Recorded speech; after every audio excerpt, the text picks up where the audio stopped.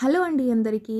ఈరోజు మా బాబుకి 9 మంత్స్ అయితే వచ్చేసాయి. నేనైతే మా బాబుకి రైస్ అనేది అలవాటు చేయాలని అనుకుంటున్నాను. స్వీట్ గుమ్మడికాయ తీసుకుంటున్నాను. స్వీట్ గుమ్మడికాయ పొట్టు ముక్కలుగా కట్ చేసుకోవాలండి. ఇప్పుడైతే మైసూర్ పప్పు, కొద్దిగా రైస్, కొద్దిగా అంటే మీరు చిన్న కప్పుతో యాడ్ చేసుకోండి. మైసూర్ పప్పు అయితే నేను ఒకటే అబ్జర్వ్ చేశానండి. ఇది తొందరగా ఉడికిపోయింది. నాకైతే భలే అనిపించింది. కందిపప్పు కన్నా మైసూర్ పప్పు చాలా యూజ్ ఉంటుందండి. ఇది భలేగా ఉడుకుతుంది, మంచిగా హెల్తీగా ఉంటుంది. ఇప్పుడైతే ఒక లోట వాటర్ యాడ్ చేసుకోవాలండి.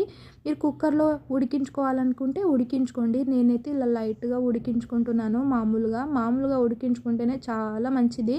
మీరు వండే గిన్నె కూడా చాలా ఇంపార్టెంట్ అండి. బేబీస్కి ఇలాంటి గిన్నెలు తీసుకుంటే చాలా మంచిగా ఉంటుంది. గరిటెతో మ్యాష్ చేసుకోవడమే అండి. టేస్ట్ అయితే సూపర్గా ఉంటుంది. ఇప్పుడే సాల్ట్ కానీ షుగర్ కానీ అస్సలు యాడ్ చేసుకోకూడదండి.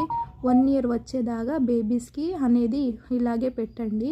దీంట్లో నెయ్యి అనేది అసలు యాడ్ చేసుకోకూడదు. 1 ఇయర్ వచ్చాకనే నెయ్యి అనేది యాడ్ చేసుకుంటే చాలా మంచిది. నా అభిప్రాయం అంటే అలాగే అండి. ఇది మెత్తగా బాగా కలిపేసుకోవాలండి. నేనైతే బాగా మ్యాష్ చేస్తూ ఉన్నాను.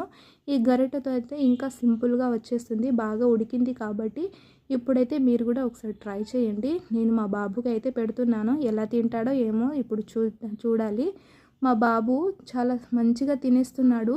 మీరు కూడా ఒకసారి ట్రై చేయండి. 9 మంత్స్ వచ్చేదాకా బేబీకి ఏం పెట్టద్ది. ఇప్పుడే ఫుడ్ అయితే అలవాటు చేసుకోండి. సబ్స్క్రైబ్ చేసుకోండి.